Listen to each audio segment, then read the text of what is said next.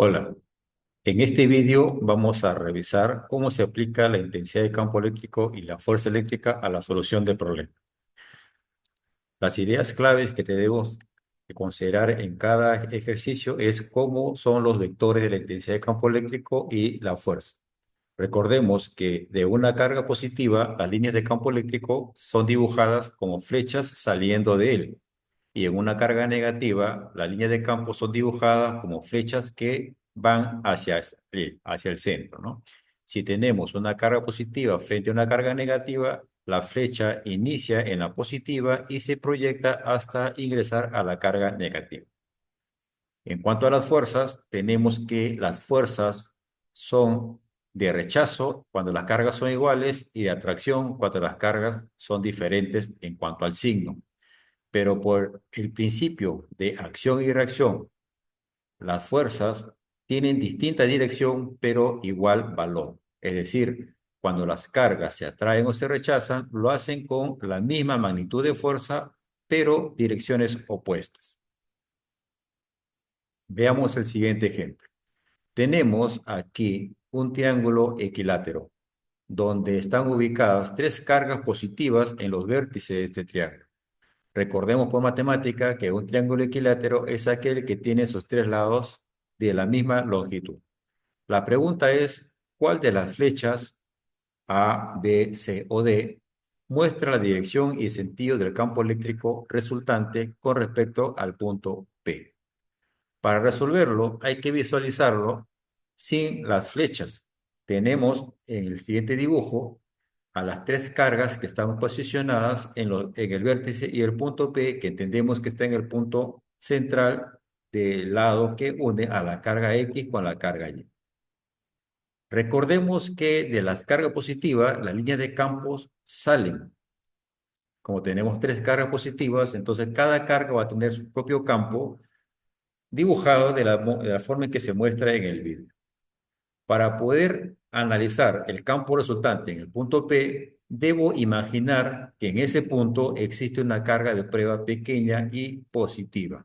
Esto es importante, pequeña como para que no afecte el campo de las demás cargas y positiva para que todos tengan la misma orientación con respecto a esta carga.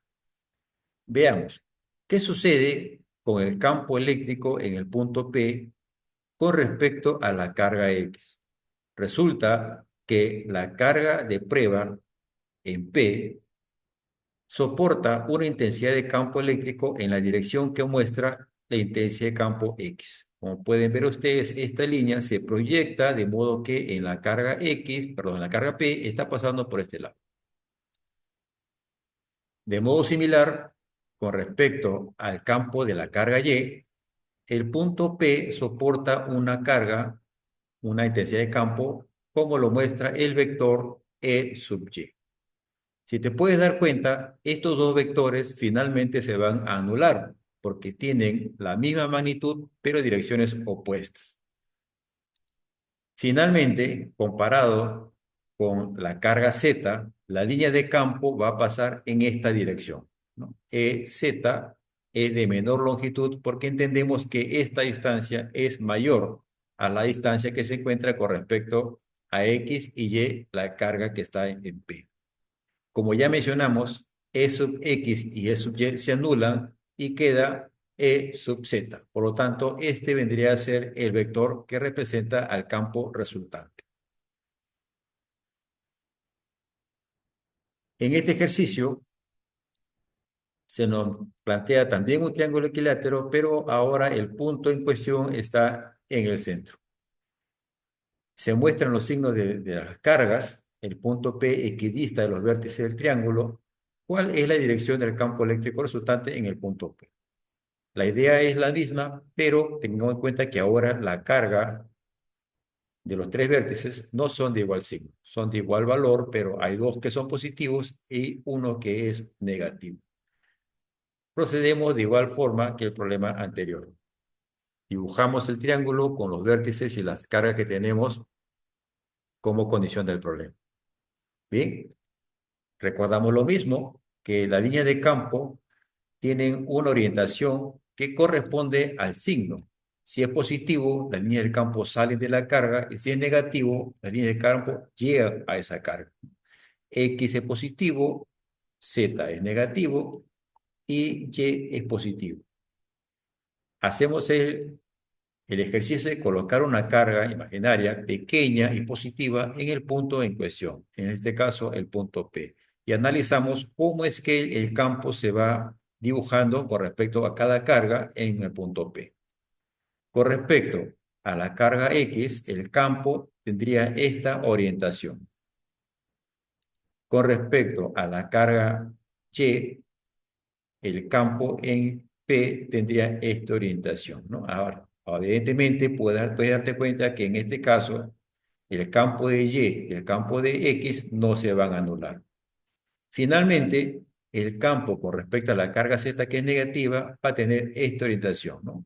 Ojo, EY se aleja de la carga Y, E sub X se aleja de la carga X y E sub Z va hacia la carga Z. Te puedes percatar que los tres vectores no se van a anular, pero evidentemente E sub X y E sub Y generarían un nuevo vector resultante que tendría la misma orientación que el campo de E sub Z, lo que hace prever que el campo resultante va a tener la orientación de E sub Z. Con respecto a las fuerzas, para resolver problemas de fuerzas, vamos a aplicar la segunda ley de Coulomb, la ley de las fuerzas con respecto a una constante, el producto de las cargas y considerando la distancia al cuadrado que separa las cargas. Sacamos nuestros datos. Las cargas de la esfera, después de estar separadas, va a ser 4 por 10 al cubo, ¿no? ¿Por qué razón? Porque tengo una carga que es de 6 con una carga que es de 2. Los dos son de igual signo, entonces cuando se ponen en contacto me van a dar un total de 8 por 10 a la menos 3 coulombs. Luego, al ser separadas, estas cargas se van a distribuir equitativamente según la carga, la masa de la esfera, pero como dice que son iguales, se van a repartir de forma equitativa. De modo que cada carga se va a llevar 4 por 10 a menos 3 coulombs y del mismo signo. Resolviéndolo con la ecuación que nos da la ley de Coulomb y los datos que hemos extraído del problema, aplicamos en la calculadora y nos da este resultado.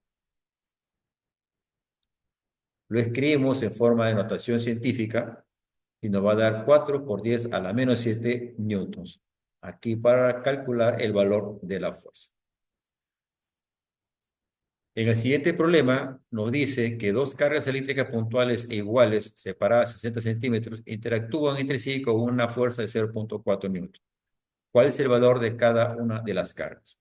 En este caso, no nos pide que calculemos la fuerza, sino que el valor de las cargas. Y las cargas van a ser iguales. Por lo tanto, le colocamos una misma variable a cada carga porque tienen igual valor. Y nos aseguramos de usar el sistema internacional, es decir, en metros, la distancia. Nuevamente, usamos la calculadora en el modo de solución de ecuaciones y nos va a dar como resultado 4 por 10 a la menos 6, ¿no? 4 por 10 a la menos 6. Lo escribimos en forma estándar, 4 por 10 a la menos 6, o usando los multiplicadores métricos, que sería 4 microcoulombs. Con esto hemos terminado esta explicación.